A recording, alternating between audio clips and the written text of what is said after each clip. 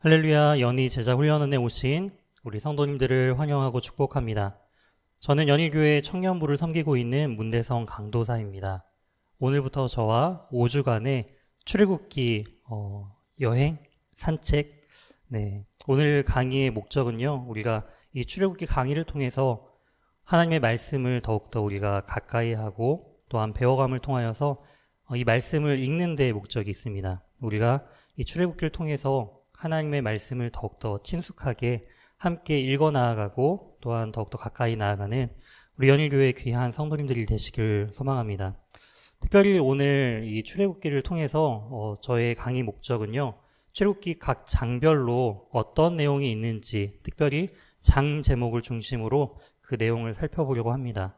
이 방법에 대한 부분들은 이제 강의를 통해서 제가 차근차근 설명해 드리면서 함께 나아가도록 하겠습니다. 그럼 지금부터 우리 출애굽기 내용들을 함께 살펴보며 나아가도록 하겠습니다. 제가 영상으로 같이 강의안에 대한 부분들을 제가 화면을 같이 이제 띄워드리면서 보여드릴 텐데요. 이 강의안을 함께 참고하시기를, 종이로 받아보시기를 원하시는 분들은 교회 사무실로 오시면은 이 출력본들을 미리 준비해 두도록 하겠습니다. 그래서 강의안을 따로 이렇게 출력본을 받아보시기를 원하시는 분들은 교회 사무실로 문의해 주시면 감사하겠습니다. 우선 내용을 살펴보기 전에 이 출애굽기에 대한 개론적인 부분들을 우리가 잠시 살펴보도록 할게요. 우선 이 출애굽기는 몇 장까지 있을까요? 출애굽기는 40장까지 있습니다. 그렇기 때문에 이 출애굽기 40장 가운데 구조를 나누는 부분들이 중요합니다. 세부적으로 다양하게 이렇게 더 쪼개가지고 이 출애굽기 구조를 나눌 수 있겠지만 저는 크게 두 부분으로 쉽게 나아가도록 하겠습니다. 저는 시내산을 중점으로 이제 이스라엘 백성들이 애굽에서 시내산까지 가는 여정들까지 한 단락으로 보고요. 또한 시내산에서의 이야기를 또한 나머지 이 두 부분으로 크게 두 부분으로 나눠서 이러한 구조로 살펴보도록 하겠습니다. 그래서 크게는 1장부터 18장까지 그리고 19장부터 40장까지 이렇게 크게 두 단락으로 나눌 수가 있는데요. 1장부터 18장까지는 이스라엘 백성들이 애굽에서 나와서 시내산까지 가는 여정들의 이야기를 다루고 있습니다.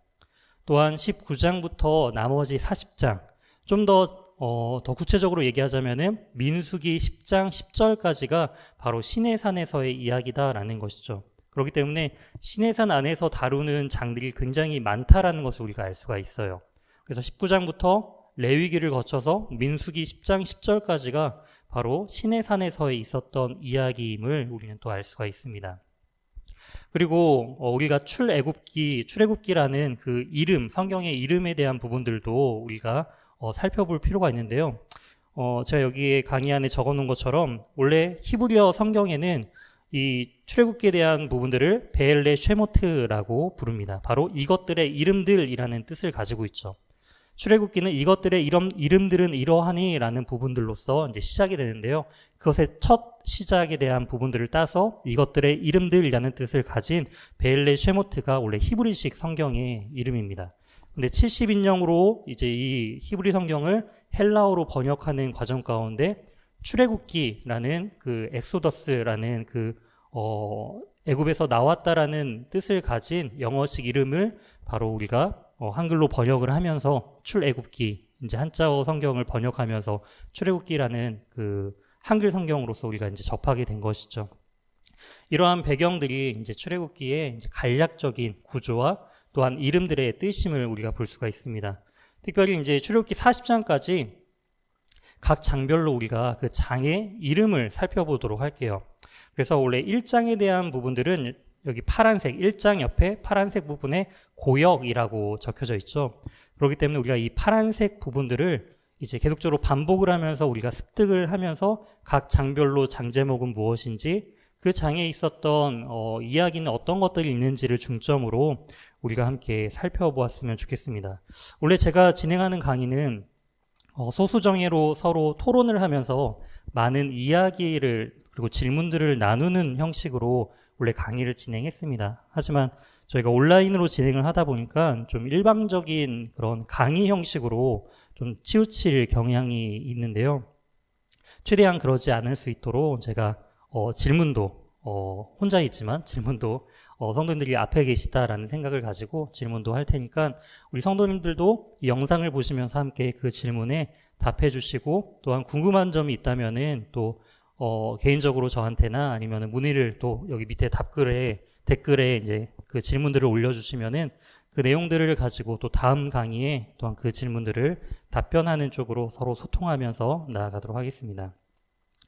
우선 이제 성경책, 우리가 이 강의하는 데 있어서 성경책은 반드시 준비하셔야 됩니다. 성경책을 중심으로 텍스트를 중심으로 진행할 테니까요. 성경책을 다 이제 내용들을 살펴보시면서 우리 그 내용들을 함께 나누도록 하겠습니다. 우선 1장의 장제목은 뭐라고요? 바로 고역입니다. 고역이라는 그 의미가 바로 1장 전체에 대한 요약입니다. 1장 내용 1장 1절을 살펴보시게 되면은 야곱과 함께 각각 자기 가족을 데리고 애굽에 이른 이스라엘 아들들의 이름은 이러하니, 한글 성경에서는 뒤에 아들들의 이름은 이러하니라고 표현되어 있지만 히브리 성경에서는 이것들의 이름은 이러하니라는 부분으로서 이제 시작된다라는 것이죠. 그러한 부분으로서 여기서 히브리 성경에서 이 출애굽기에 대한 부분들을 이것들의 이름들이라는 표현으로서 야곱과 함께 각각 자신들의 가족들을 데리고 간 야곱의 70명의 가족들의 이야기로부터 시작되는 것을 볼 수가 있습니다. 5절에 나와 있는 것처럼 야곱의 허리에서 나온 사람들은 모두 70이요 요셉은 애굽에 있었더라 라고 하면서 애굽에 있는 그 요셉을 중심으로 야곱의 70명의 가족들이 애굽으로 이주하는 바로 창세기에 대한 배경을 가지고 이 출애굽기가 그대로 연결되고 있다라는 부분들을 우리가 그 창세기와 연결선상에서 우리는 기억해야 합니다. 창세기와 출애굽기가 별도로 나눠져 있는, 성경이 나눠져 있지만 그 내용은 매우 긴밀하게 연결되어 있다라는 부분들을 우리가 이해해 볼 수가 있는 것이죠. 이 70명의 가족들이요, 이제 시간이 지나면서 요셉도 죽고 또한 그의 모든 형제, 그 시대에 살던 사람들은 다 죽게 됩니다. 그런데 하나님께서 복을 주시고 이스라엘 자손들을 번성케 하시죠. 7절에 나와 있는 것처럼 이스라엘 자손은 생육하고 불어나 번성하고 매우 강하여 온 땅에 가득하게 되었더라 라고 성경 기자는 이야기를 하고 있습니다. 생육하고 불어나 번성하고 매우 강하여 온 땅에 가득하더라. 어디서 본 것과 굉장히 유사하지 않나요? 하나님께서 아담과 하와를 창조하시면서 바로 생육하고 번성하여 땅에 충만하라, 땅을 정복하라 라고 하신 그 지상명령과 굉장히 유사함을 우리가 알 수가 있습니다. 이러한 아담에게 하셨던 그 언약의 내용들, 바로 노아에게도 동일하게 하셨죠. 노아가 홍수 이후에 바로 생육하고 번성하여 땅에 충만하라 라고 말씀하신 그 내용들이 바로 하나님의 아담 언약과 노아 언약이 그대로 이 출애굽기 가운데 하나님의 언약이 성취되어져 나아가고 있다라는 부분들을 또한 이 구절을 통해서 우리가 알 수가 있는 것이죠. 그렇기 때문에 하나님의 그 약속과 하나님의 계획과 뜻이 지금 성취되고 있다라는 것을 볼 수가 있어요. 하나님께서 창세기 12장을 통해서도 우리에게 말씀하신 것처럼 아브라함을 부르심을 통하여서 바로 땅을 약속하시고 자녀를 약속하시면서 바로 복의 근원이 될 것이다 라고 말씀하셨던 그 아브라함에게 하셨던 언약도 분명히 지금 출애굽기를 통하여서 민족적으로서 부흥하고 번성하게 되는 그 모습들을 볼 수가 있습니다. 그러한 과정 가운데 이제 성경 기자는 이제 8절로 넘어가게 됩니다. 1절부터 이 7절까지는 굉장히 긍정적이고 하나님의 언약이 신실하게 이행이 되고 또한 이스라엘 백성들이 민족적으로 굉장히 부흥하는, 수적으로도 부흥하는 모습들을 보였다면은 이제 7절 하반절인 이제 8절부터는 그 상황이 전환되고 있습니다. 요셉을 알지 못하는 새로운 애굽의 왕이 등장하는 그러한 모습으로서 나오고 있는데요.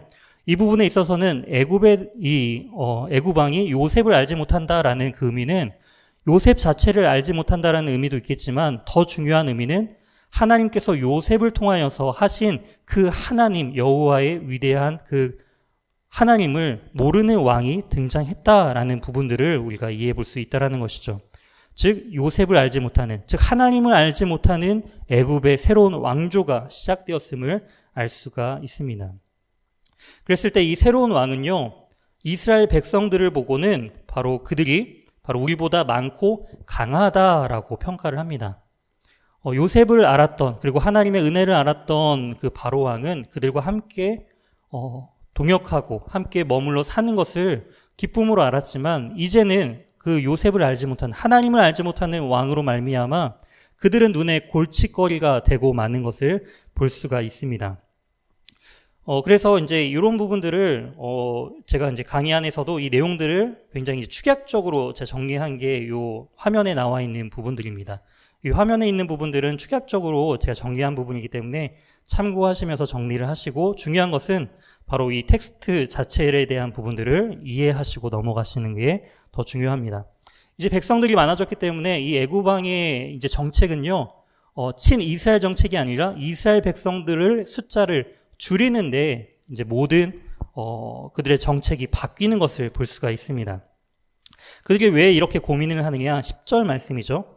자, 우리가 그들에 대하여 지롭게 하자. 두렵건대 그들이 더 많게 되면 전쟁이 일어날 때에 우리 대적과 합하여 우리와 싸우고 이 땅에서 나갈까 하노라 하고, 그들의 궁극적인 두려움은 무엇이었나요?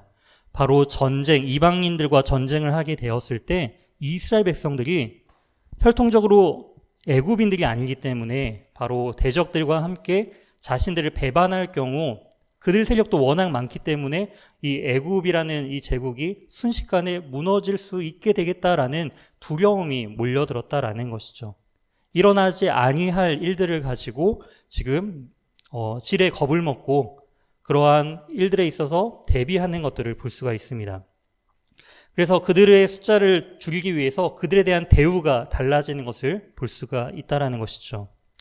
우선 11절에 나오는 것처럼 감독들을 그 위에 세웁니다. 바로 이스라엘 백성들을 감독할 자들을 세우고요. 또한 그들에게 무거운 짐을 지어서 괴롭게 하죠. 그들의 생활을 매우 괴롭게 합니다.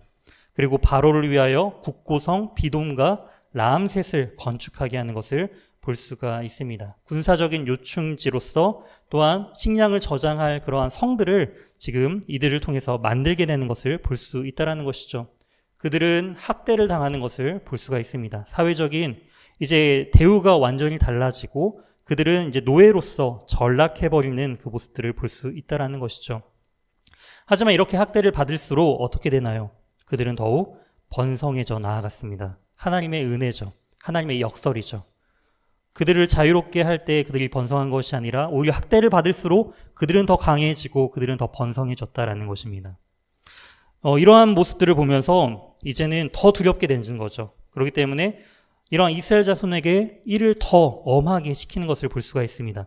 국고성 비돔과 라암셋을 만드는 그 고된 노동을 함에도 그들의 숫자가 줄어들지 않자 이번에는 14절에 나오는 대로 어려운 노동으로 그들의 생활을 괴롭게 합니다. 어려운 노동이란 바로 뒤에 나오는 것처럼 흙이기, 벽돌 굽기와 농사의 여러 가지 일이다라는 것을 알 수가 있다라는 것이죠. 평소에 이들은 목축업을 중심으로써 그들은 이제 생활을 하게 됩니다. 그들이 계속적으로 목축업의 일들을 전문적으로 담당하면서 애굽인들은 이 목축업에 대한 부분들을 좀 하찮고 또한 본인들이 하기를 꺼려하기 때문에 이 이스라엘 백성들이 이런 일들을 목축업에 대한 일들을 주도적으로 다 감당하게 되는데요. 이스라엘 백성들이 익숙치 않은 일들을 지금 하게 한다라는 것이죠. 내가 익숙한 일들은 편하죠. 적응이 되어 있기 때문에 그 일들을 하는 데 있어서 어렵지는 않지만 내가 잘 못하고 어려운 일들을 갑자기 맡기고 그 일들만 계속 시킨다라고 한다면 스트레스를 받겠죠. 이러한 계속 스트레스를 줌을 통하여서 그들의 그런 어려움으로 말미암아 그 민족들의 숫자가 줄어들기를 이제 이들은 원했다라는 것입니다. 또한 애굽 왕은요, 이제는 아예 산하 억제 정책을 하는 것을 볼 수가 있습니다. 15절에 나와 있는 대로 애굽 왕이 히브리 산파 시브라와 또한 부하라는 사람에게 이제 명령을 하는 것이죠. 그래서 이스라엘 여인이 이제 해산을 할 때가 되면은 이 산파들이 이제 도우러 갑니다. 그 임신한 여인들이 해산을 하기 위한 도움을 주기 위해서 갔을 때 만약에 그 아이가 딸이면은 살려두고 만약에 남자아이면은 죽이라라는 그런 명령을 하는 것을 볼 수가 있습니다. 남자아이면은 죽이고 여자아이면은 살리는 부분. 이 부분은요, 이미 창세기를 통해서 하나님께서 이미 아브라함을 통해서 지금 이 출애굽기 1장에 대한 모습들을 모형적으로 이미 보여주신 장면이 있습니다. 바로 창세기 12장이죠. 창세기 12장을 보게 되면은 이 아브라함이 하나님의 말씀 가운데 이제 자신의 고향을 떠나서 하나님께서 약속하신 그 가나안 땅 지역으로 왔습니다. 하지만 이 아브라함이 가나안 땅 지역에 왔을 때 그가 맞이한 것은 바로 심각한 기근이었죠. 그리고 나서 애굽으로 내려가는 것을 볼 수가 있습니다. 그때 내려가면서 그 당시 이제 아브라함이 이제 원래 이름이 이제 아브람이죠. 그리고 그의 아내였던 사레에게 이렇게 이야기합니다. 우리가 내려가게 되면은 나는 남자이기 때문에 나는 죽고 당신은 살려둘 것입니다라고 이야기를 하면서 이제 누이라고, 부부 관계가 아니라 누이라고 이제 속이자라는 그런 장면들이 창세기 12장에 나오는 것을 볼 수가 있는데요. 그 장면을 통해서도 남자인 아브라함은 죽고 여자인 사라는 살게 될 것이다라는 그 모형적인 부분으로서 애굽에 내려갔을 때 이러한 일들이 벌어질 것에 대한 그 예고편으로서 12장에 이미 그 내용들이 설명되어 있다라는 것을 우리는 이해해 볼 수가 있다라는 것이죠. 즉 창세기 12장과 이 출애굽기 1장은 긴밀하게 또한 연결되어 있다라는 부분들을 우리는 이해해 볼 수가 있습니다. 이러한 배경 가운데 산파들은요, 하나님을 두려워했다라고 설명을 하고 있어요. 이 애굽왕 바로를 두려워한 것이 아닌 바로 하나님을 두려워하는 인생을 살았다라는 것이죠. 그렇기 때문에 누구를 경외하고 두려워하느냐에 따라서 누구의 말을 따르게 되는가라는 부분들을 우리는 이해해 볼 수가 있습니다. 그렇기 때문에 우리가 어떠한 존재인지에 대한 정체성을 분명하게 가지는 것이 매우 중요하다라는 것이죠. 히브리 산파들은요, 그들이 지금 애굽의 제국 안에 머물고 있고 바로의 그 왕의 말 한마디면은 자신의 생명이 죽임을 당할 수 있지만 자신의 목숨을 뛰어넘어 자신의 영생에 대한 부분들 또한 그 모든 이 제국의 왕, 애굽의 왕보다 하나님을 더욱더 두려워하는 모습들을 볼 수 있다라는 것이죠. 이처럼 우리도 이 시대를 살아가지만 바로 하나님을 경외하고 두려워하고 하나님의 뜻을 따라 삶을 살아야 한다라는 부분들을 또한 이해해 볼 수가 있습니다. 이렇게 산파마저도 자신들의 말을 듣지 않습니다. 하지만 하나님께서는 이 산파들의 이런 부분들도 이제 지켜주시고 보호해 주시는 것을 볼 수 있다라는 것이죠. 애굽 왕에게 이제 그들은 이렇게 말을 합니다. 이미 우리가 갔을 때 히브리 여자들은 매우 강하기 때문에 우리의 도움이 임하기도 전에, 도움을 주기도 전에 이미 자녀들을 낳았다라는 것이죠. 어찌 보면 참 뻔뻔한 거짓말인 것 같기도 하지만 애굽 왕 바로는 이 말을 그냥 고지고대로 들어요. 그리고 믿습니다. 그리고 나서 이제 그들을 처벌하지 않고 넘어가는 것을 볼 수가 있어요. 바로 하나님의 은혜인 것이죠. 이처럼 하나님을 경외하는 자들에게 하나님께서는 또한 은혜를 베푸시는 모습들을 볼 수가 있습니다. 하지만 애굽 왕 그 바로는요, 여기서 멈추지 않아요. 산파들이 말을 듣지 않자 이제는 더 강력한 정책을 펼치는 것을 볼 수가 있습니다. 그것이 무엇이냐면은 아이가 태어났을 때 남자아이면은 바로 이제 죽임을 당하게 하는 것이고요. 또한 여자아이면은 살려두라라고 이야기하는 것을 볼 수가 있습니다. 근데 가만히 생각해 보면은 인구를 빠르게 줄이기 위해서는 그냥 아이가 태어나면 다 죽이면은 더 인구가 이제 급속하게 줄어들게 되겠죠. 그런데 왜 하필이면은 남자아이는 죽이고 여자아이라면은 살려두라라는 명령을 한 것일까요? 이 부분에 있어서는 바로 왕은 더 큰 계획이 있다라는 것이죠. 인구를 줄이는 데에 목적이 있지만 그것보다 더 애굽 왕 바로는 한 단계 더 생각하고 있는 부분들이 있다라는 것을 우리는 생각해 볼 필요가 있습니다. 그것이 무엇이냐면은 남자아이들이 다 죽게 되고 여자아이들만 남게 된다면은 그들은 결국은 누구와 결혼을 하게 될까요? 바로 애굽인들과 결혼을 나중에 하게 되겠죠. 그러면서 자연스럽게 그 히브리 민족의 정체성 자체를 애굽으로 편입시키겠다라는 의도를 담고 있습니다.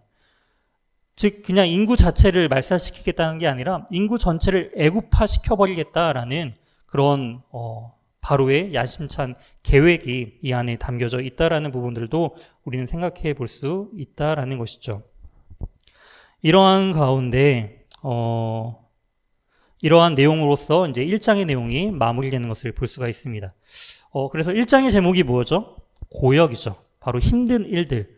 왜 힘든 일이 벌어지게 되었나요? 하나님께서 그들을 번성케 하셨기 때문에 바로 애굽의 바로 왕이 이 고역을 시킴을 통하여서 점점 산하 억제 정책들을 펼치는 내용들이 바로 1장의 핵심적인 내용입니다. 그렇기 때문에 1장 하면은 고역이라는 그런 핵심적인 장 제목이 떠오르고요. 거기에 대한 그 1장 전체에 대한 내용들을 우리가 다시금 정리해서 이제 이야기할 수 있어야 된다라는 것이죠. 그것에 대한 내용들이 바로 제가 이렇게 올려드린 이 강의 안에 짤막한 정리한 내용입니다. 그래서 장제목과 함께 제가 1장에 대한 설명들을 쭉 드린 부분들을 우리가 이제 말로써 설명할 수 있어야 된다라는 거예요. 예를 들면은 고역하면은 바로 이것들의 이름들은 이러하니라는 부분에 있어서 하나님의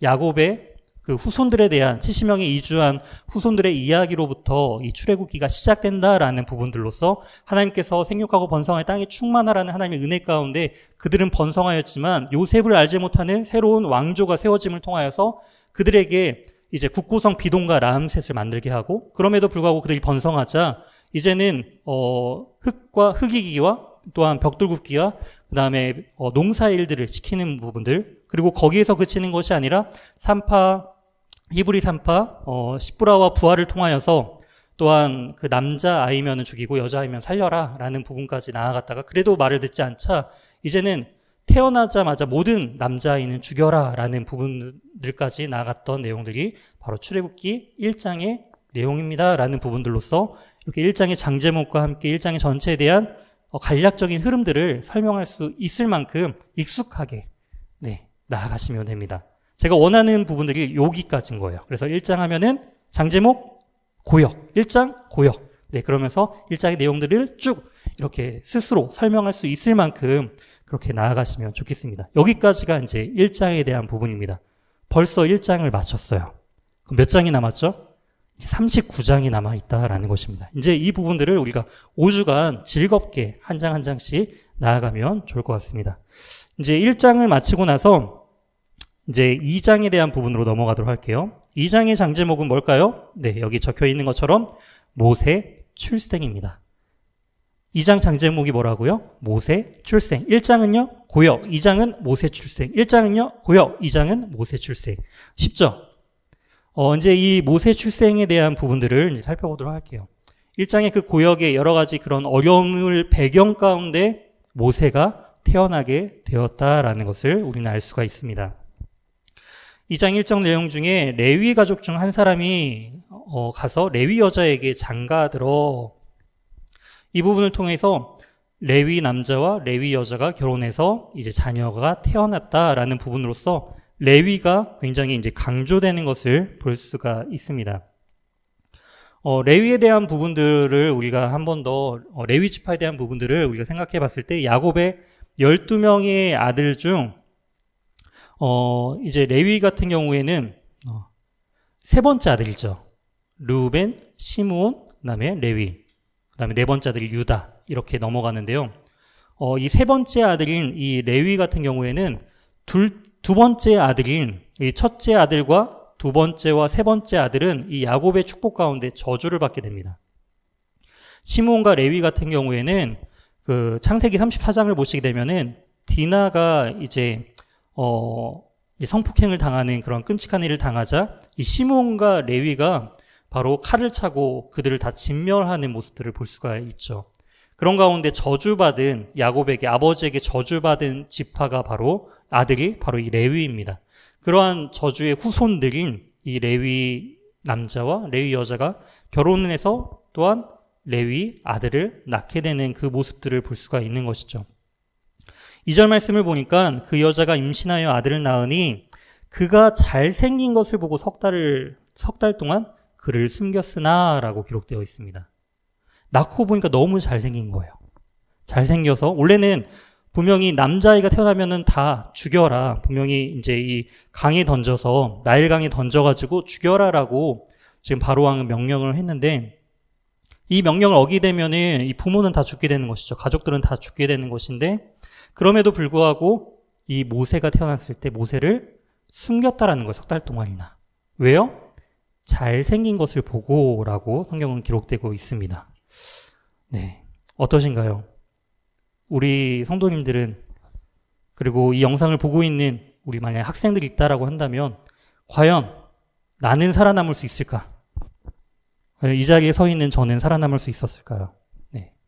잘생긴 것을 보고 네, 어떠한 기준으로 이제 그 기준이 이제 생겼는지는 모르겠지만 참 많은 사람들이 죽었을 것 같아요. 그렇죠? 네. 웬만큼 잘생기지 않으면 다 죽었을 것 같은데. 그런데 이러한 본문들을 평행 본문으로서 다른 신약의 본문들을 우리가 함께 살펴봤을 때 이 잘생긴 것의 의미를 우리가 정확하게 이해를 해볼 수가 있습니다. 우선 히브리서 11장 23절 말씀을 우리가 한번 또 찾아서 읽어보도록 하겠습니다. 히브리서 11장 23절입니다.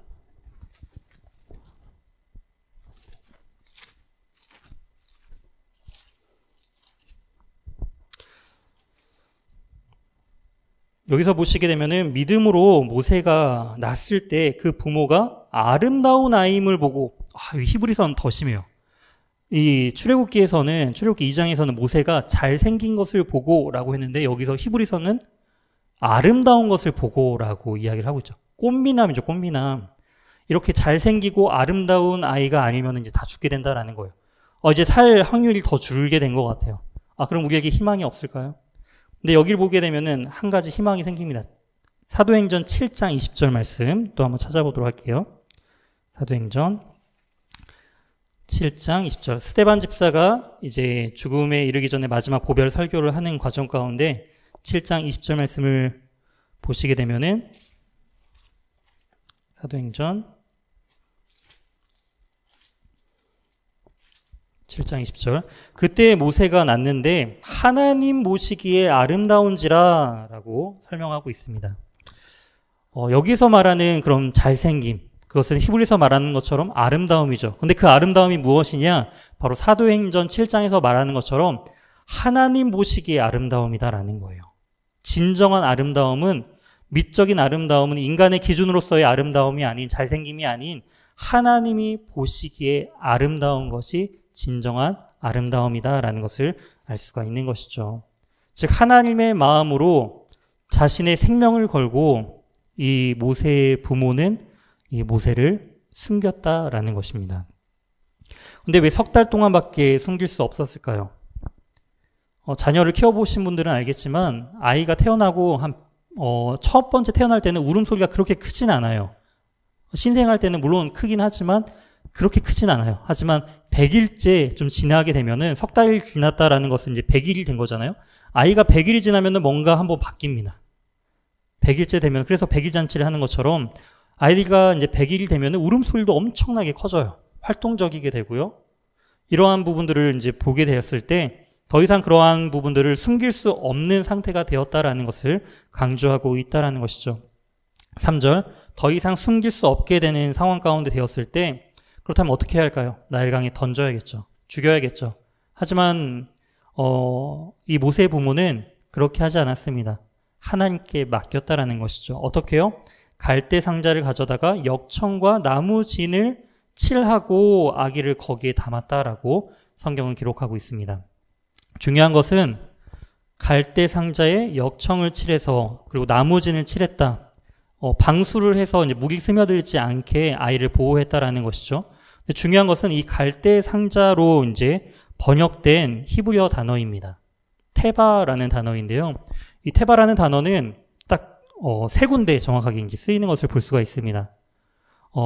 첫 번째는 바로 창세기 6장에 나오는 바로 방주를 상징할 때 이 테바라는 단어를 이제 사용하고 있죠. 방주, 그리고 이 나무진, 나무 역청, 갈대 상자가 바로 테바입니다. 또 언약궤에 대한 부분들을 이야기할 때 또 테바를 사용하고 있어요. 이런 것처럼 이 방주에 하나님께서 방주 안에 있는 그러한 노아와 또한 그 가축들을 기억하시고 보호하셨던 것처럼 또한 이 가운데 이 모세를 갈대 상자에 담음을 통하여서 하나님 앞에 온전히 맡겨드리고 나아가는 그러한 모세의 부모의 마음들을 우리가 이 말씀을 통해서 알 수가 있습니다. 모든 상황이 안 될 때, 실패하고 좌절할 때 모든 것을 내어버리고 포기하는 것이 아닌 하나님 손에 맡겨드리고 있다라는 것이죠. 그리고 특이한 것은 그 뒤에서는 이 레위 여자, 즉 이 모세의 엄마의 이야기가, 요게벳의 이야기가 나오지 않고 있다라는 거예요. 이 부모에 대한 이야기는 잠시 이제 나오지 않고 모세의 누이, 여기서 누이라고 표현되는데 이제 미리암이죠. 미리암이 이제 등장하는 것을 볼 수가 있습니다. 아무래도 부모의 심정으로 아기를 이렇게 나일 강가에 띄워놓고 그 모습을 참아 볼 수는 없었겠죠. 그런 것처럼 이 아이가 어떻게 될지 그 누이 미리암은 멀리서 계속적으로 바라보는 모습들을 볼 수가 있습니다. 그런데 이 출애굽기도 우리가 창세기가 이 출애굽기에 대한 그 아브라함의 이야기가 또한 한편의 그 출애굽기의 예고편과도 같다라고 제가 창세기 1장, 출애굽기 1장을 할 때 말씀드린 것처럼 여기 출애굽기 2장 안에서도 이 미리암이 멀리서 바라보는 모습도 신약의 그 내용들의 또한 예고편과도 같습니다. 히브리어로 미리암이라는 단어는요, 헬라어로 이제 이게 바뀌게 되면은 마리아라는 단어와 동일합니다. 미리암이 멀리서 그 방주 안에 있는 아이를 바라본 것처럼 마리아가 이제 멀리서 또한 마가복음 15장 40절 보게 되면은 멀리서 바라보는 그 십자가 달린 예수님을 바라보는 여자들에 대한 모습들이 등장하는 것처럼 마리아가 십자가 달리신 그 예수님을 바라보는 모습과도 굉장히 밀접하게 연결되어 있다라는 것들을 우리가 또한 이 말씀을 통해 알 수가 있다라는 것이죠. 근데 때마침 5절 바로의 딸이 목욕하려고 나일강으로 내려왔을 때 이제 시녀들이 이제 나일강가에 있는 갈대 사이에 있는 그 상자를 바라보게 됩니다. 참 우연이죠. 이런 우연도 없을 만큼 우연과 우연이 지금 겹치고 있습니다. 우연히 바로의 딸이 하필이면 이때 목욕하러 왔고요. 하필이면은 갈대 사이에 있는 그 갈대 상자를 그 나일강가에 있는 그 갈대 상자를 우연히 시녀들이 바라보게 됩니다. 그리고 이 바로의 딸이 그것을 또한 가져오라고 이야기를 한다라는 것이죠. 그랬을 때 열어보니까 6절 그 아이를 보니 아이가 우는지라 그가 그를 불쌍히 여겼다라는 거예요. 근데 히브리 사람의 아이라는 것도 알고 있었어요. 히브리 사람 아이이기 때문에 바로 왕이 딸이면은 당연히 이 바로 왕의 명령을 따라서 그 아이를 죽였어야 하는데 불쌍히 여기는 마음을 하나님께서 허락해 주셨다라는 거예요. 이러한 마음을 하나님께서 주심을 통하여서 우리는 우연처럼 여기는 일들이 바로 하나님의 섭리 가운데 이 모든 일들을 하나님의 계획 가운데 나아가고 있음을 볼 수가 있습니다. 그랬을 때 멀리서 바라보고 있었던 우리의 그 모세의 누이였던 미리암이 이제 달려오면서 등장하는 것을 볼 수가 있습니다. 그러면서 바로의 딸에게 이렇게 말하죠. 이 아이를 데려다가 이제 당신을 위해서 이제 젖을 먹일 그 유모를 내가 찾아주겠다, 소개해주겠다라고 이야기를 합니다. 그 유모가 누군가요? 친엄마죠. 모세의 친엄마. 결국에 바로의 딸로 말미암아 결국에는 그 모세는 원래 부모의 품으로 다시금 돌아가서 이 젖을 뗄 동안 부모의 손에서 다시 길러지게 되는 것을 볼 수가 있습니다. 그리고 10절에 나오는 것처럼 그 아이가 자라매 바로의 딸에게로 데려가니 그가 그의 아들이 되니라, 양자가 된 것이죠. 그가 그의 이름을 모세라 하여 이르되 이는 내가 그를 물에서 건져 내었음이라 하였더라. 그래서 물에서 건지음 받은 자라는 뜻을 가진 모세로서 이제 이름이 지어지는 것을 볼 수가 있습니다. 이제 2장까지의 여기까지 내용들은 이제 모세가 태어난 배경 가운데 모세가 나일강에서 죽을 수밖에 없었던 그런 상황 속에서 하나님께서 하나님의 섭리 가운데 어떻게 이 모세를 보호하고 또한 그 바로의 딸의 또한 양자가 되었는지 그런 부분들을 이제 설명하고 있는 것을 볼 수 있다는 것이죠. 그리고 나서 이제 이 11절로 넘어가게 되면요. 이제 모세가 장성한 후라고 나오면서 시간이 이제 뛰어넘는 것을 볼 수가 있어요. 과연 모세가 장성한 이때의 나이가 과연 언제였을까요? 많은 분들이 알다시피 모세가 장성했던 그리고 본격적으로 이스라엘 백성들을 구하기로 마음먹었던 나이가 우리가 40세다라는 부분들을 우리는 보통 이제 알고 있죠. 그렇다면 이 모세가 40세 때 이런 마음을 갖게 되었다라는 부분들을 어디에서 근거로 알 수 있을까요? 이 출애굽기 안에서는 암만 찾아봐도 그런 내용이 나오지 않습니다. 그런데 이러한 부분들은 바로 사도행전 7장, 아까 스데반 그 집사의 고별 설교처럼 거기에서 나오죠. 모세가 40이 되었을 때 바로 이러한 자신들의 동족에 대한 구하고자 하는 마음들이 생겼다라는 부분들이 사도행전 7장에서 또한 기록되고 있고요. 11절 말씀을 다시 한번 살펴보시게 되면은 모세가 장성한 후에 한 번은 자기 형제들에게 나아가서 그들이 고되게 노동하는 것을 보더니 40년이 지났어요. 그런데도 여전히 자신들의 민족은 고통당하고 고역의 일들을 감당하고 있는 것들을 볼 수가 있습니다. 그러면서 어떤 애국 사람이 한 히브리 사람 곧 자기 형제를 치는 것을 보게 됩니다. 애국 사람이 자신의 형제 그 히브리 사람을 쳤다라는 것이죠. 중요한 것은 지금 40년간 바로의 딸에게 손에 키워지면서 궁중에서 살던 모세예요. 그런데 그가 자신의 정체성을 무엇이라 설명하고 있나요?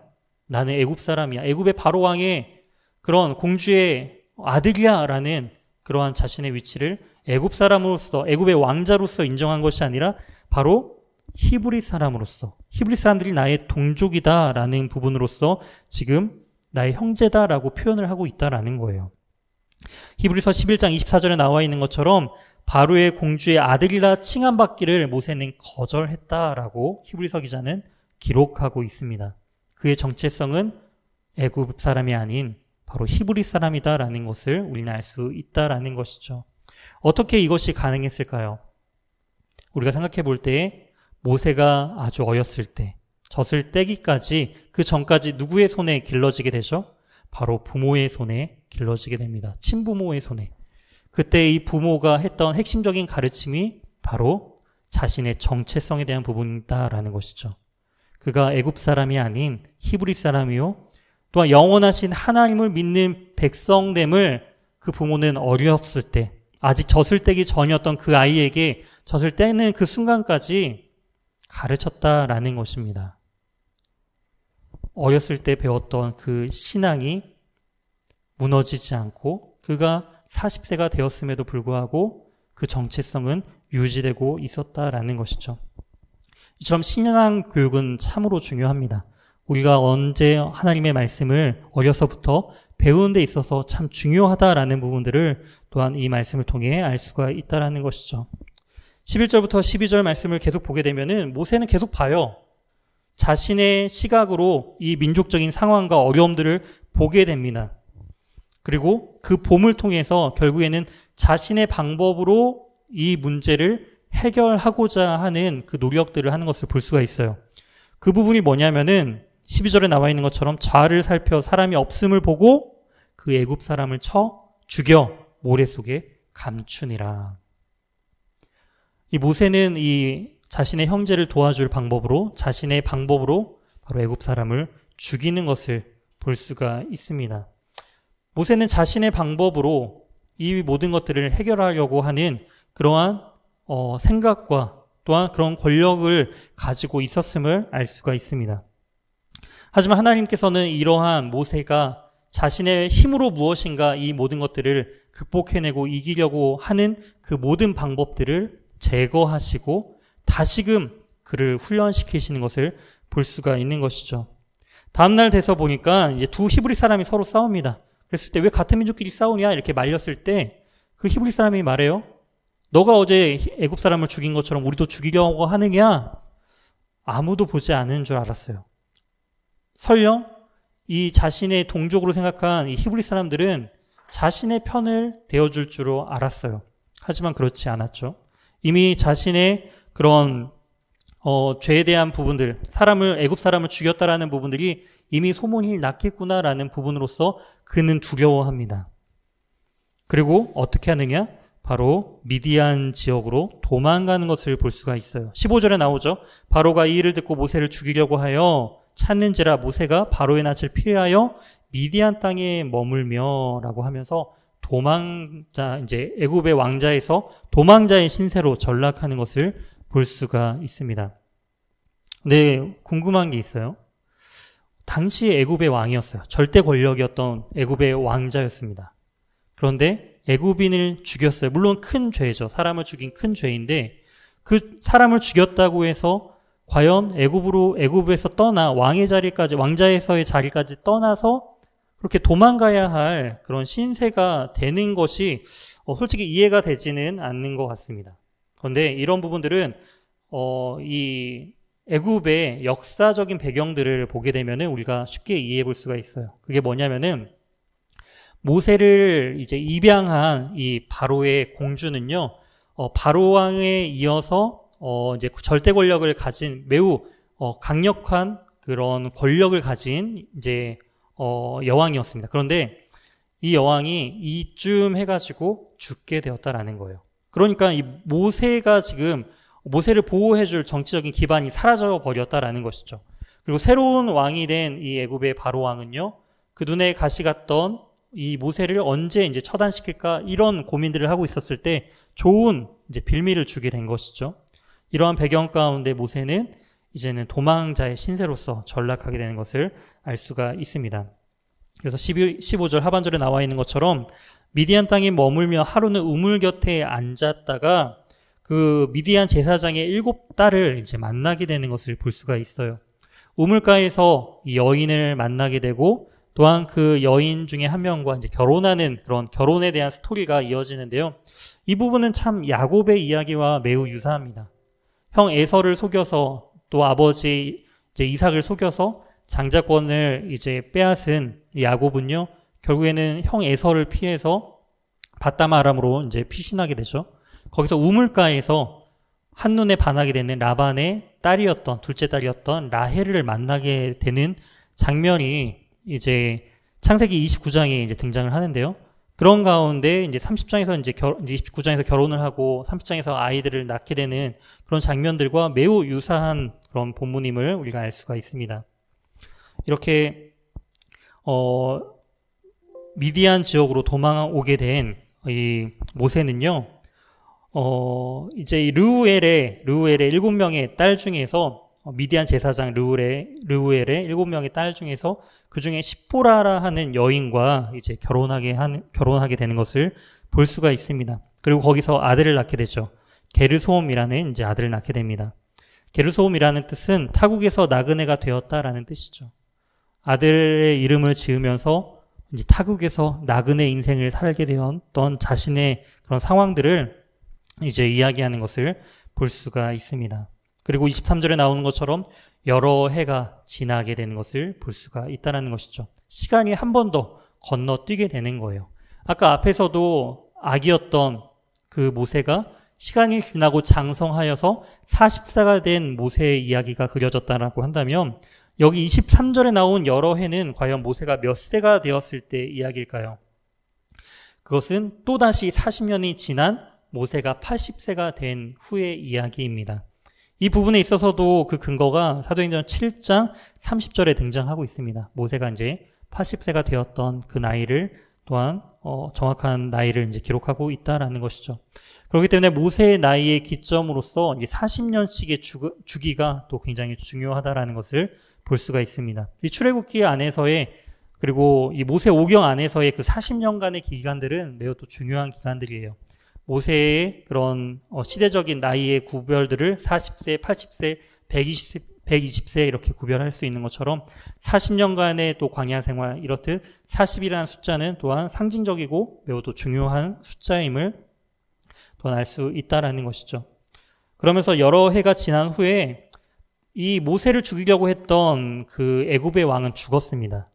그리고 이스라엘 자손은 고된 노동으로 말미암아 탄식하며 부르짖는 그러한 가운데 여전히 그 고통이 날로 날로 커져만 갔다라는 것이죠. 80년 동안 이스라엘 백성들은 힘든 노동 생활을 하면서 고통당하고 있다라는 것입니다.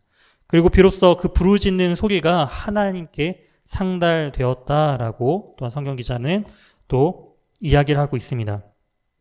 그러면서 계속적으로 24절과 25절에서는 하나님께서 들으시고 하나님께서 기억하시고 하나님께서 돌보시고 하나님께서 기억하셨다라는 하나님 중심의 하나님의 그 시선을 볼 수가 있습니다. 40세에 그렇게 장성했던 모세는 자신이 보는 대로 판단하고 자신의 그런 판단 속에서 보는 대로 행동을 했다라고 한다면 여기서 등장하는 이제 모세가 80세가 된 이후에는 하나님께서 주도적으로 등장하시면서 하나님께서 역사하고 계시는 것들을 볼 수가 있다라는 것이죠. 즉, 이 40년간 미디안에서의 그 기간은요, 하나님께서 이 모세를 철저히 낮추시고 다시금 하나님이 온전히 드러나는 시기였다라는 부분들을 우리는 이 말씀을 통해 알 수 있게 된다라는 것입니다. 여기까지가 바로 2장의 내용입니다. 2장의 장제목이 무엇이죠? 바로 모세 출생이죠. 그러면은 2장의 대략적인 내용이 무엇이었나요? 레위인 남자와 여자가 결혼해서 레위인 아들이 태어났는데, 근데 그 아이가 원래는 죽었어야 되는데 부모가 왜 숨겨주었죠? 잘생긴 것을 보고. 근데 히브리서 11장을 보게 되면은 하나님께서 보시기에, 아름답기 때문에, 또 사도행전 7장에서는 바로 그 아이가 하나님께서 보시기에 아름답기 때문에 그 아이를 숨겼지만 3개월이 지난 이후에 더 이상 숨길 수 없게 되자 어떻게 하죠? 갈대 상자를 만들어서 역청과 나무진, 이 말은 방주를 만들 때도 동일하게 사용되었던 단어들입니다.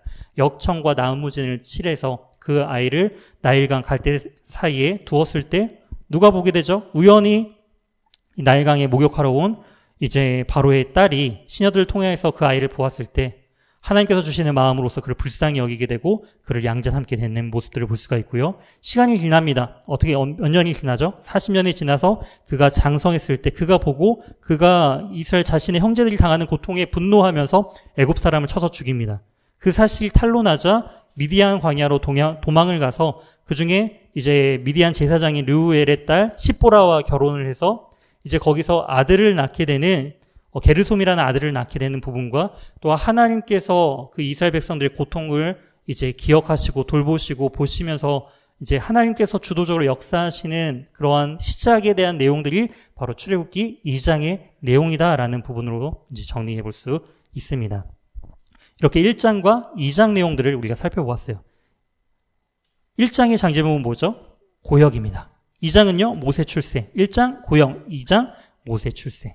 이렇게 2장 내용을 이제 마치고요. 이제 3장으로 넘어가도록 하겠습니다. 3장은 소명입니다. 소명장이고요. 이 소명은 바로 모세를 다시금 하나님께서 부르시는 그 장면을 주도적으로 담고 있다라는 것입니다. 참고적으로 아브라함을 하나님께서 부르신 장은 몇 장일까요?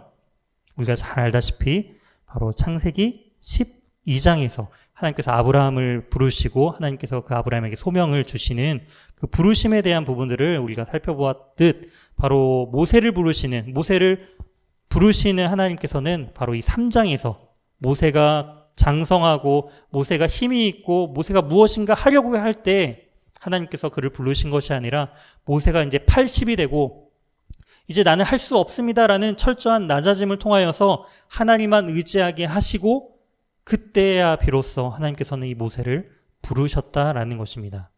이 영상을 보시는 분 중에서 80세 이하이신 분들, 우리는 이 모세를 보면서 결단을 해야 합니다. 그래, 나는 은퇴할 나이가 아니야. 바로 여전히 하나님께서 부르시고 그 소명을 이제 바라보면서 나아가 이제 시작할 나이가 모세도 80세에 시작을 했다라는 것입니다. 그것에 비하면은 우리는 너무나 젊다라는 것이죠. 이제 3장의 내용들 이제 또한 살펴보도록 하겠습니다.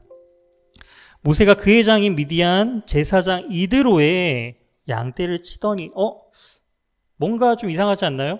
2장 내용에서는 모세의 장인의 이름이 뭐라고 설명이 되었죠? 르우엘이라는 이름으로 설명되었는데 여기서는 이드로라고 이제 설명하는 것을 볼 수가 있습니다. 같은 이름이에요. 같은 사람이에요. 같은 사람인데 다르게 불렀다라는 것이죠. 그러니까 르우엘이라는 부분들은 아마도 좀 더 그 사람에 대한 호칭에 좀 더 가깝고요. 아마 이드로가 원래 더 명칭에 이 사람에 대한 본래의 이름과 아마 더 이제 가까운 것으로 이제 추정해 볼 수가 있습니다. 다른 성경에서는 이제 호밥이라고도 부르는데요. 그것은 이 자신의 처남의 이름이 호밥이기도 하거든요. 그렇기 때문에 이걸 혼용해서 사용한 것으로도 이제 이해해 볼 수가 있는데 그 부분들은 이제 참고적으로만 알고 계시면 좋을 것 같습니다. 어찌되었던 미디안 제사장 이드로의 양떼를 이제 자신의 장인의 양떼를 치고 있는 것을 볼 수가 있습니다. 장인의 양떼를 치었다. 뭐가 어디와 유사하죠? 야곱과 유사하죠. 야곱도 자신의 삼촌이자 장인의 양떼를 쳤잖아요. 어디에서요? 창세기 30장에서. 그리고 31장에서 이제 30장을 통해서 그 양떼를 계속적으로 돌보는데 몇 년간 돌봤죠? 참고적으로. 그 라헬을 위해서 원래는 7년만 일하면 라헬을 주기로 했는데 이 라반이 거짓말로 속이잖아요. 그래서 레아와 결혼시켜버리잖아요. 그래서 7년을 더 일을 합니다. 그래서 레아와 라헬과 이제 결혼을 하면서 14년간 라반의 집에서 무임으로 결혼의 조건으로서 14년간 일을 하고요.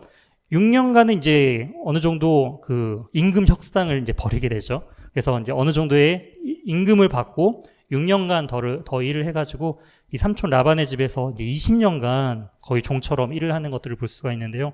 여기서도 모세도 이 장인의 양떼를 이제 치는 모습들을 이제 볼 수가 있습니다. 매우 유사하죠. 이제 창세기와 출애굽기 그리고 성경 전체적인 부분들을 봤을 때 굉장히 밀접하게 다 연결되어 있다라는 부분들을 우리는 알 수가 있습니다.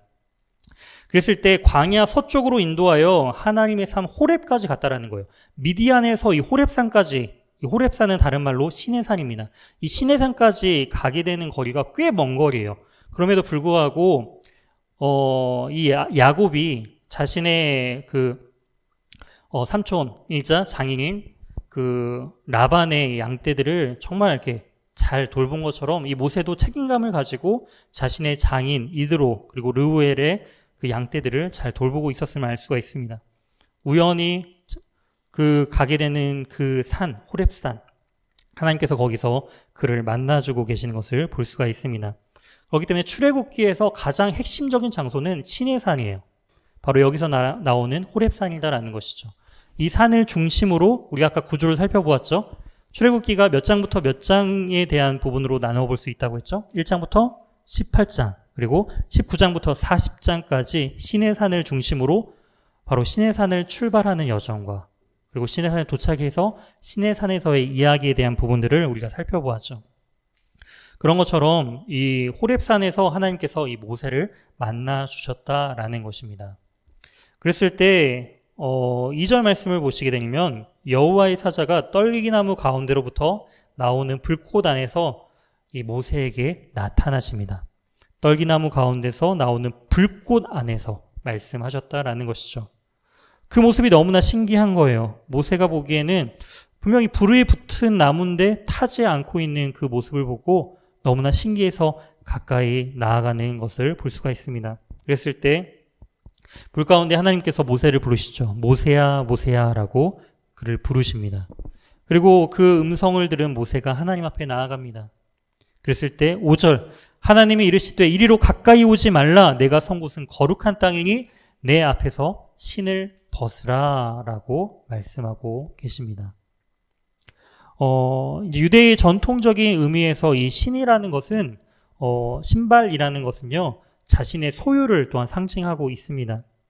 그렇기 때문에 탕자 같은 경우에 탕자가 돌아왔을 때 손가락에 이제 반지를 끼우고 새 옷과 신발을 이제 신기는 부분을 통하여서 다시금 그 권리를 회복시켜주는 것을 볼 수가 있는 것처럼 여기서 신발을 벗게 된다라는 것은 자신의 권위와 자신의 소유를 내려놓는 부분으로서 이제 이해해 볼 수가 있고요. 나중에 고엘 제도에서도 마찬가지죠. 룻기를 보게 되면은 신벗김 받은 자라고 해가지고 그 룻과 원래는 그 보아스보다 더 위 계열로서 룻과 결혼할 수 있는 사람이 그 권리를 포기하는 그런 상징으로서 그 자신의 신발을 모든 장로들 앞에서 벗게 되는 그 모습들이 이제 상징적으로 등장하게 됩니다. 이런 것처럼 그러한 의미로서 자신의 모든 소유와 자신의 것들을 내려놓고 하나님 앞에 서게 하시는 그 모습들을 볼 수 있게 된다라는 것입니다. 하나님께서는 이처럼 내가 이만큼 가진 것을 가지고 하나님 앞에 나오기를 원하시는 것이 아니라 나의 것을 내려놓고 하나님만을 의지하기를 원하신다라는 것이죠. 또 하나님께서는 그러한 자를 들어 사용하시는 것들을 우리는 볼 수가 있습니다. 그렇기 때문에 내가 가진 것이 없다라고 생각하시는 우리 성도님들이 계시다라고 한다면은 오히려 그런 마음을 가진 자들을 하나님께서는 더 긍휼히 여겨시고 기뻐하시고 그를 사용하시는 하나님이심을 우리는 기억할 수 있어야 합니다. 그러면서 이 모세에게 이렇게 말씀하시죠. 6절에 내 조상의 하나님, 아브라함의 하나님, 이삭의 하나님, 야곱의 하나님.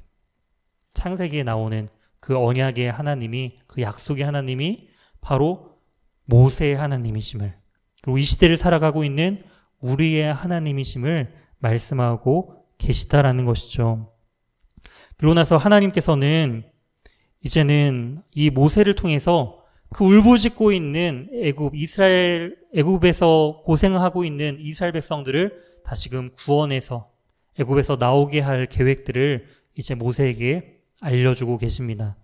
그랬을 때 모세는요, 5번 하나님께 거절하는 것을 볼 수가 있어요. 그 중에 3장에서는 하나님 앞에 이렇게 거절을 2번 이제 거절하는 것을 볼 수가 있고요. 4장에서는 나머지 3번을 더 거절해서 총 5번 하나님의 부르심 가운데 거절하는 것을 볼 수가 있습니다. 그러고 보니까 우리가 3장 장제목을 우리가 짚고 넘어가지 않았던 것 같네요. 3장 장제목은 소명이죠, 소명. 모세의 소명장이죠. 네. 다시 돌아가서. 그렇다면은 어떻게 모세가 거절하는지 그 부분들을 한번 살펴보도록 할게요. 거절 첫 번째는 11절에 나옵니다. 모세가 하나님께 아뢰되 내가 누구이기에 바로에게 가며 이스라엘 자손을 애굽에서 인도하여 내릴까? 하나님, 내가 누구이기에? 나는 아무런 보잘것없는 존재예요. 예전에는 그래도 바로 왕의 딸의 입양이라도 해서 양자로라도 있었지만 지금은 도망자 신세잖아요. 자신은 아무것도 아닙니다. 내가 누구이기에? 나는 너무나 보잘것없어요. 라고 하나님 앞에 거절하는 것이죠. 그때 하나님께서 이렇게 말씀하십니다. 12절입니다. 하나님이 이르시되 내가 반드시 너와 함께 있으리라. 내가 그 백성을 애굽에서 인도하여 낸 후에 너희가 이 산에서 하나님을 섬기리. 이 산이 어떤 산이라고요? 호렙산, 즉 신의 산에 다시와 하나님을 섬기게 되고 하나님과 언약을 맺게 될 것에 대한 부분들을 약속하고 계시다라는 것을 볼 수가 있습니다. 내가 아무것도 아니다라고 말할 때 하나님은 괜찮아, 내가 너와 함께 있단다 라고 그를 위로해 주시고 설득하고 계심을 볼 수가 있습니다. 그러면서 두 번째, 모세가 또 거절해요. 어떤 거절을 하느냐? 13절입니다. 모세가 하나님께 아뢰되 내가 이스라엘 자손에게 가서 이르기를 너희의 조상의 하나님이 나를 너희에게 보내셨다 하면 그들이 내게 묻기를 그의 이름이 무엇이냐 하리니 내가 뭐라고 대답하겠습니까? 저는 하나님에 대해서 잘 몰라요 라고 대답하는 거예요. 당시에 이름이라는 것은요, 정체성이죠. 그 사람에 대한 그 알미에 대한 부분이죠. 그 사람에 대한 부분의 핵심적인 것이 이름 안에 담겨져 있습니다. 그렇기 때문에 하나님의 이름을 모른다라는 것은 하나님의 그 크신 존재에 대한 부분들을 저는 잘 알지 못합니다라고 이야기하고 있는 거예요. 그랬을 때 하나님은 하나님 자신을 드러내시고 보여주십니다. 하나님은 이처럼 하나님께서 자신을 주심을 통해서 자신을 드러내는 만큼 우리는 하나님을 인식하고 알게 될 수 있다라는 것이죠. 그렇기 때문에 우리가 알고 있는 하나님에 대한 부분들은 하나님의 전부가 아니다라는 거예요. 하나님께서 우리가 인식하고 알 만큼 우리에게 보여주고 알게 하시는 분이시다라는 것입니다. 그렇기 때문에 우리는 하나님 앞에서 겸손하고 하나님을 더 알기를 우리는 간절히 사모해야 한다라는 것이죠. 14절에 자신을 드러낸 하나님은 이렇게 모세에게 설명하고 있습니다. 스스로 있는 자이니라. 하나님은 스스로 계시는 유일하신 하나님이시다라는 것이죠. 또 이르시되 너는 이스라엘 자손에게 이같이 이르기를 스스로 있는 자가 나를 너희에게 보내셨다 하라. 하나님은 유일한 스스로 계시는 분이시다라는 것입니다.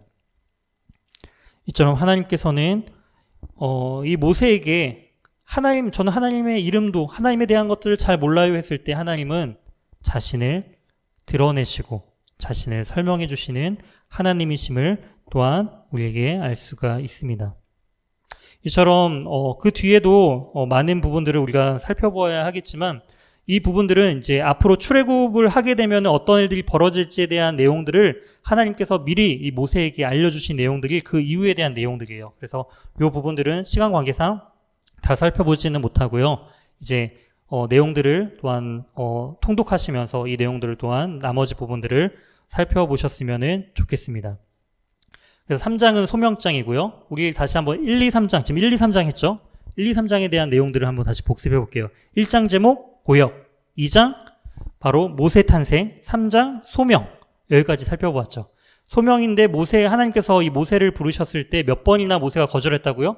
5번 거절하는데 이 3장에서는 모세가 거절한 2번의 이야기가 나옵니다. 첫 번째, 어떻게 거절하죠? 내가 누구이기에? 그랬을 때 하나님께서 뭐라고 이 모세에게 말씀하시죠? 내가 반드시 너와 함께 하겠다. 2번째 거절하죠. 하나님, 그들이 물어보기에 하나님의 이름이 무엇인지 물어봤을 때도 저는 하나님의 이름도 몰라요. 그랬을 때 하나님 어떻게 대답하시죠? 나는 스스로 있는 자야. 자신을 드러내시죠. 이러한 부분들이 바로 모세의 소명장과 그리고 모세의 5번의 거절 중 2번의 거절에 대한 내용들이 3장에 등장하고 있습니다. 이어서 이제 4장에 대한 내용들을 살펴보도록 할게요. 시간 관계상 우리가 오늘은 5장 정도까지 내용들을 살펴보고 마무리하도록 하겠습니다. 4장에 대한 부분들은 4장은 지팡이에요. 장제목 지팡이. 제목이 뭐라고요? 지팡이. 네, 여기서 이제 나머지 모세의 3번의 거절에 대한 부분들을 우리가 이제 살펴보도록 하겠습니다. 4장에 대한 내용을 보시게 되면은 모세가 3번째 거절해요. 1절입니다. 모세가 대답하여 이르되 그러나 그들이 나를 믿지 아니하며 내 말을 듣지 아니하고 이르기를 여호와께서 내게 나타나지 아니하셨다 하리이다. 그들이 내 말을 믿지 않을 것입니다. 라고 이야기를 하는 것이죠. 그랬을 때 이 장제목이 뭐라고요? 지팡이죠. 왜 지팡이냐고 하냐면은 모세가 이 3번째 하나님의 그 부르심에 거절할 때 하나님께서는 이적을 보여주세요. 모세에게 하나의 징표를 보여주신다라는 것이죠. 그 징표의 첫 번째가 바로 지팡이입니다. 2절에 나와 있습니다. 이르시되 내 손에 있는 것이 무엇이냐 그가 이르되 지팡이니이다. 하나님께서는요, 하나님의 그 귀한 사역들을 감당할 때에 바로 그가 가지고 있는 것을 통하여서 사용하고 계시는 것을 볼 수가 있어요. 우리의 보잘것없이 보이는 그것을 가지고 하나님의 손에 맡겨드렸을 때 하나님께서 정말 위대하게 높이시고 사용하는 것들을 볼 수 있는 것이죠. 예를 들어 오병이어도 마찬가지죠.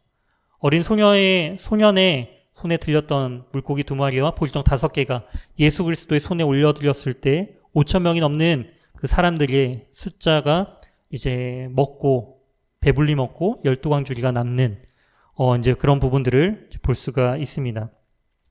이제 그런 부분들 통해서 이제 지팡이에 대한 부분들, 이 지팡이를 하나님께서 뱀으로 변화시게 하시고 또한 꼬리를 잡게 하심을 통하여서 그 믿음의 순종함을 통하여서 다시금 나아가게 하시는 그 훈련시키시는 모습들을 볼 수가 있고요. 2번째는 바로 모세의 손을 통해서 품에 손을 넣었다가 빼면은 손에 나병이 들고 다시 손에 품을 넣었다가 빼면은 다시 깨끗해지는 그 부분으로서 이제 징표를 보여주는 것들을 볼 수가 있습니다. 3번째 징표는 바로 피에 대한 부분이죠. 나일강의 물을 떠와서 이제 그것들을 가지고 땅에 부으면은 이제 피가 되는 피로 변하는 것들을 볼 수가 있는데요. 이것들은 이제 우리가 7장부터 이제 살펴볼 바로 10가지 재앙의 이제 시작임을 우리는 볼 수가 있습니다. 미리 하나님께서는 하나님의 계획들을 모세에게 이미 다 보여주고 알려주고 계시는 거예요. 숨기시는 것이 아니라 하나님의 계획을 다 보여주시고 어떻게 할 것이다 약속하시면서 그 약속을 신실하게 이행하시는 하나님이심을 알 수가 있습니다. 이처럼 그들이 나를 믿지 않을 것입니다라고 했을 때 3가지 이제 이적들을 미리 보여주시죠. 바로 지팡이, 그리고 손이 나병 이제 걸렸다가 다시 깨끗해지는 것. 3번째가 피이죠. 이제 10가지 재앙의 시작에 대한 부분들을 예고하시는 것들을 볼 수가 있습니다. 그랬을 때 모세가 또 거절을 해요. 정말 하도 이제 계속 하나님 부르신데도 계속 거절하고 하나님은 계속 설득을 하고 계시는 것들을 볼 수가 있다라는 것이죠. 10절입니다. 모세가 여호와께 아뢰되 오 주여 나는 본래 말을 잘하지 못하는 자니이다. 주께서 주의 종에게 명령하신 후에도 역시 그러하니 나는 입이 뻣뻣하고 혀가 둔한 자입니다. 주님, 저는 입이 뻣뻣하고 말을 잘하지 못하는 자예요.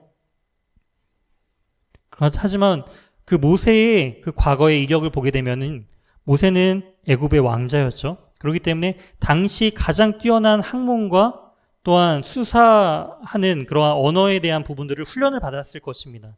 하지만 40년 미디안 광야의 생활을 통해서 하나님께서는 이 모세를 철저하게 낮추셨다는 것이죠. 그랬을 때 하나님께서는 또 이렇게 그를 설득하시고 또한 그에게 말씀하시죠. 11절입니다. 여호와께서 그에게 이르시되 누가 사람의 입을 지었느냐? 누가 말 못하는 자나 못 듣는 자나 눈 밝은 자나 맹인이 되게 하였느냐? 나 여호와가 아니냐? 12절입니다. 이제 가라. 내가 내 입과 함께 있어 할 말을 가르치리라. 입이 뻣뻣하다라고 하였지만 하나님께서는 할 말을 가르치겠다라고 말씀하십니다. 오 주님, 보낼 만한 자를 보내소서라고 또 이야기를 하죠. 5번째 거절을 하고 있습니다. 저는 도저히 갈 그런 사람이 못 돼요. 주님, 다른 사람, 저 말고 다른 사람들 많잖아요. 능력 많은 다른 사람, 좀 더 젊은 사람 있잖아요. 좀 시간이 되는 사람 있잖아요. 좀 더 환경이 좋은 사람 있잖아요. 그 사람 보내세요. 저는 좀 아닌 것 같아요. 그랬을 때 하나님께서는 노하십니다. 분노하십니다. 14절입니다. 모세를 향하여 노하여 이르시되 레위 사람 내 형 아론이 있지 아니하냐. 그가 말 잘하는 것을 내가 아노라. 그가 너를 만나러 나오나니 그가 너를 볼 때에 그의 마음에 기쁨이 있을 것이라. 보낼 만한 자를 보내소서라고 할 때 하나님께서는 동역자를 붙여주시겠다라고 말씀하고 계십니다. 이처럼 하나님의 사역은요, 내가 혼자 하는 것처럼 느껴지지만 혼자 하는 것이 아니다라는 거예요. 엘리야도 마찬가지죠. 엘리야도 바알 선지자들과 이제 그러한 싸움을 통하여서, 대결을 통하여서 승리한 이후에 그가 이세벨이 여전히 자신을 죽이려고 하는 그 계획들을 알게 되자 그는 살기가 싫어지는 거예요. 이제 나 혼자 남았구나. 하지만 하나님께서는 하나님의 사람들을 함께 동역할 7,000명의 바알에게 무릎 꿇지 아니한 7,000명의 사람들을 남겨두셨다라고 말씀을 하고 계시다라는 것이죠. 우리는 혼자 신앙생활을 하는 것이 아닙니다. 함께 동역하며 함께 우리가 서로 함께 힘을 모아서 하나님의 귀한 사역들을 함께 동역하는 자이다라는 것을 우리는 기억해야 합니다. 그렇기 때문에 교회 일은 나 혼자 하는 게 아니다라는 거예요. 함께 동역하면서 하나님의 일은 함께 하는 것임을 우리는 기억해야 합니다. 나 혼자 하는, 내가 없으면 교회는 안 돌아가. 이러한 자만을 가져서도 안 되고요. 하나님 나는 도저히 안 돼요. 모세처럼 5번이나 거절하는 그러한 인생이 되어서도 안 된다라는 것이죠. 하나님은요, 계속적으로 설득하시죠. 기다려주시죠. 그리고 약속하시죠. 그리고 모세는 반응합니다. 하나님의 뜻에 순종하기로 반응하죠. 근데 놀라운 사실은 모세가 이렇게 5번이나 거절하였지만 하나님의 말씀에 순종한 이후부터는 그 사명들을 끝까지 놓지 않고 어려운 상황 속에서도 그가 하나님의 사역들을 통하여서 점점 그가 다듬어져 나가는 것을 볼 수가 있어요. 출애굽기를 지나서 레위기를 지나서 민수기, 신명기를 넘어가게 되면은 그의 신앙이, 그의 믿음이 점점점 깊어지는 것을 우리는 볼 수가 있습니다. 이처럼 하나님의 부르신 자는요, 하나님의 말씀에 순종하며 나아갈 때 하나님께서는 은혜를 베풀어 주시고 더욱더 하나님의 은혜 가운데 그의 삶이 다듬어져 나아가고 변화되는 것을 우리는 또한 이 성경 말씀을 통해, 또한 모세의 삶을 통해서 하나님께 순종하는 자의 삶을 통해서 우리는 알 수가 있습니다. 바라기는 그러한 삶이 우리의 삶이 되기 원합니다. 하나님께 순종함으로 더욱더 하나님의 소명을 굳게 붙들고 나아가길 주님의 이름으로 소망합니다. 그리고 나서 이제 모세가 애굽으로 돌아가기로 결단을 하고 장인인 이드로에게 허락을 구하는 것을 볼 수가 있어요. 그 야곱도 마찬가지죠. 야곱도 자신의 고향에 이제 돌아가기를 이제 요셉이 태어나고 나서 이제 자신의 고향으로 돌아가겠다라는 그 마음을 이제 생기고 나서 허락을 구하는 것이 라반의 허락을 구하고 있다라는 것이죠. 그런 것처럼 여기서도 장인이었던 이드로에게 이제 말을 해서 다시금 돌아갈 것을 이제 요청을 하고요. 또 하나님께서 그것을 이제 평탄케 하셔서 평안히 그 길을 가라라고 허락하는 것을 볼 수가 있습니다. 그래서 자녀와 또한 아내인 십보라와 함께 다시금 애굽으로 돌아가고 있는 그런 부분들을 볼 수가 있는데요. 근데 여기서 굉장히 이제 한 번 더 전환이 이루어져요. 어떠한 전환이 이루어지냐면은 분명히 하나님의 소명에 이제 반응을 하면서 순종하기로 결단한 모세에게 하나님께서는 그를 죽이려 하시는 것을 볼 수가 있습니다. 갑자기 애굽으로 가던 중에 하나님께서 이 모세를 갑자기 죽이려고 하시는 것들을 볼 수가 있다라는 거예요. 24절에 나와 있는 24절부터 보게 되면은 모세가 길을 가다가 숙소에 이제 쉬기 위해서 이제 숙소에 있을 때에 여호와께서 그를 만나서 그를 죽이려 하신지라. 그때 시포라가 등장을 합니다. 여기 출애굽기에서는 그 여인들을 통해서 하나님께서는 이 모세를 구하시는 부분들이 등장을 하죠. 미리암을 통해서, 바로의 딸을 통해서, 그리고 여기 시포라를 통해서 다시금 이 모세를 또한 구해주시는 것들을 볼 수가 있는데요. 시포라가 돌칼을 가져다가 그의 표피를 베어 그의 발에 갖다 대며 이르되 당신은 참으로 내게 피난 편이로다 하니. 26절입니다. 여호와께서 그를 놓아주시니라. 그때 시포라가 피난 편이라 함은 무엇 때문에요? 할례 때문이었다라는 것입니다. 하나님의 소명 가운데, 하나님의 뜻 가운데 나아가지만 이 모세는 할례 받지 않은 자였다라는 것이죠. 그런데 하나님께서 할례를 시키심을 통하여서 다시금 그 생명을 유지시켜 주시고 다시금 언약적인 관계에서 회복시켜 주심을 통하여서 그 사역들을 감당케 하시는 것들을 볼 수가 있어요. 여기서 핵심은 이것입니다. 하나님께서 왜 모세를 죽이려고 하셨을까라는 거예요. 그것은 모세에게 하나님께서 이러한 부분들을 명확하게 이야기해 주시는 것 같아요. 모세, 지금 너가 너에게 이 소명과 사명을 맡겼지만 너만 할 수 있는 것 때문에, 너만 할 수 있기 때문에 맡긴 것은 아니다라는 것이죠. 만약에 모세가 순종하지 않고 이십보라가 순종하지 않음을 통하여서 모세가 죽게 된다면 또한 하나님께서는 다른 또한 순종의 사람들을 통해서 일을 하셨을 것입니다.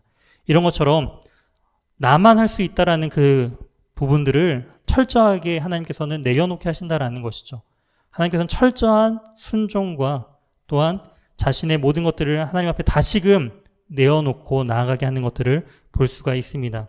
그것에 대한 시작이 바로 십보라에 대한 동의인 것이죠. 모세는 부르심을 받았습니다. 하지만 모세의 아내인 십보라는 아직 부름을 받지 않았던 것이죠. 하지만 이러한 하나님의 길을 가기 위해서는 정말 죽음을 각오하고 하나님의 그 말씀과 언약 가운데 신실하게 붙들려 있지 않으면 죽을 수밖에 없게 된다라는 것을 이 십보라에게도 보여주는 것을 알 수가 있습니다. 이 내용을 보게 되면 아마도 같이 애굽으로 가다가 자녀들과 또한 십보라는 다시금 미디안으로 돌아간 것 같아요. 그거에 대한 부분들은 다시 뒤에서 살펴보도록 하겠습니다. 이렇게 다시금 모세를 죽이려고 했던 그런 장면들이 이제 4장에 대한 부분이고요. 우리 마지막 5장에 대한 부분들을 이제 보도록 하겠습니다. 5장은 드디어 모세가 이 모세와 아론이 바로왕 앞에 자신을 죽이려고 했던 바로왕이 아니라 이제 새로운 왕조가 된 왕이 된 그 새로운 바로왕 앞에 서는 내용이 바로 이 5장입니다. 5장의 장제목은 더 큰 고역입니다. 고역은 몇 장이었죠? 1장이었습니다. 2장은요, 모세의 출생, 3장은요, 소명, 4장은 지팡이, 5장은 더 큰 고역. 우리가 5장까지 이렇게 장제목으로 나누는 것을 볼 수가 있죠. 이 5장이 마지막, 더 큰 고역에 대한 내용들을 마지막으로 내용들을 정리하도록 하겠습니다. 그 후에 모세와 아론이 바로에게 가서 이르되 이스라엘 하나님 여호와께서 이렇게 말씀하시기를 내 백성을 보내라. 그러면 그들이 광야에서 내 앞에서 절기를 지킬 것이니라 하셨나이다. 아멘. 굉장히 담대하죠. 모세와 아론이요, 애굽의 왕 앞에서 내 백성을 보내라. 지금 그 백성들은 누구의 백성이죠? 이 애굽 왕의 입장에서는 나의 백성인 것이죠. 애굽 왕이었던 이 제국의 백성인데 갑자기 하나님을 믿는 자라고 말을 하면서 하나님의 백성들을 보내라라고 말을 하니까 애굽 왕은 너무나 어이가 없는 것이죠. 당장이라도 그들을 죽일 수 있었던 위치에 있었던 이 바로 왕은요, 그렇게 하지는 않습니다. 바로 하나님의 은혜가 그들에게 함께 있었기 때문이죠. 그러면서 어떻게 하느냐, 오히려 이제 더 큰 힘든 고역을 통하여서 이제 이스라엘 백성들을 더욱더 고단하게 하는 것을 볼 수가 있습니다. 7절입니다. 너희는 백성에게 다시 벽돌에 쓸 집과 집을 전과 같이 주지 말고 그들이 가서 스스로 집을 짓게 하라. 이 말은 무엇이냐면은 우리가 고역 중에 어떠한 내용들이 있었죠? 국고성 비동과 라암셋을 만들게 하고 또한 벽돌을 굽게 하고 흙을 이게 하고 또한 농사일들을 하게 한 것처럼 그 일들을 여전히 하고 있었다라는 거예요. 그랬을 때 이 벽돌을 굽기 위해서 진흙을 다져서 또한 이 벽돌을 이제 굽는 과정 가운데 이 집에 대한 부분들은 애굽 사람들이 지원해 주었다라는 거예요. 그런데 이것마저도 너희가 스스로 준비하라라는 것입니다. 한 가지 일들이 더 생긴 것이죠. 지금도 힘든데, 지금도 죽을 것 같은데 힘든 일들을 더 가중시키는 것을 볼 수가 있습니다. 왜요? 바로 이 하나님의 백성이다라는 그 부분들 때문에 21절에 나옵니다. 그들에게 이르되 너희가 우리를 바로의 눈과 그들의 신하의 눈에 미운 것이 되게 하고. 백성들의 고백이죠. 이스라엘 백성들이 처음에는 이 모세를 너무나 반겨요. 하지만 자신들의 삶이 더 고단해지자 어떻게 하나요? 모세를 원망하기 시작했다라는 것입니다. 사랑하는 성도 여러분, 이처럼 우리는 우리의 환경 때문에 믿음과 신앙이 좌지우지되어서는 안 돼요. 지금 백성들은요, 고통당하고 하나님께 부르짖었지만 자신의 삶이 더 어려워지자 그들은 원망하기 시작합니다. 하지만 하나님께서는 그러한 하나님의 일을 함에 있어서 이러한 어려움들을 극복해 나아갈 것을, 그리고 순종할 것을 우리에게 말씀하고 계신다라는 것이죠. 이처럼 우리가 이 출애굽기 내용들을 오늘 같은 경우에는 이제 굉장히 세세하게 다루면서 1장부터 5장까지의 내용들을 다루었는데요. 한 주간 이 말씀들을 기억하시면서 이 출애굽기, 하나님께서 어떻게 그 고단한 인생들을 하나님께서 애굽에서 나와 하나님의 언약의 백성들이 되게 하시는지, 종에서 하나님의 군사로 어떻게 바뀌어 나가게 하시는지, 이 출애굽기를 보게 되면은 우리의 신앙의 여정과도 너무나 유사한 것 같습니다. 수많은 실패와 원망과 좌절 가운데 하나님께서는 그 백성들을 포기하지 아니하시고 버리지 아니하시고 끝까지 인도하시고 다듬어 가시는 그 부분들을 우리가 바라볼 수가 있는데요. 이 출애굽기를 통하여서 하나님께 더욱더 가까이 나아가는 우리 귀한 모든 성도님들이 되시길 주님의 이름으로 소망합니다. 함께 기도로 마무리하도록 하겠습니다. 하나님 아버지 감사합니다. 우리가 5주 동안 출애굽기 내용을 함께 살펴봄을 통하여서 하나님의 그 은혜의 말씀 가운데 충만히 젖어들길 소망합니다. 하나님, 그 모세를 주님께서 부르시고 다듬어 가시고 회복시키시고 그를 사용하신 것처럼 하나님, 우리도 모세처럼 하나님의 부르심 앞에 우리가 순종하며 나아갈 수 있도록 주님 도와주시고, 우리의 인생 역시 하나님께서 다듬어 주셔서 하나님께 온전히 영광 드려 나아갈 수 있는 저와 우리 귀한 연희교회 성도님들이 될 수 있도록 주님 인도하여 주시옵소서. 한 주간도 주님께서 우리의 모든 삶을 인도해 주실 것을 믿사오며 이 모든 말씀 살아계신 예수 그리스도의 이름으로 기도드립니다. 아멘.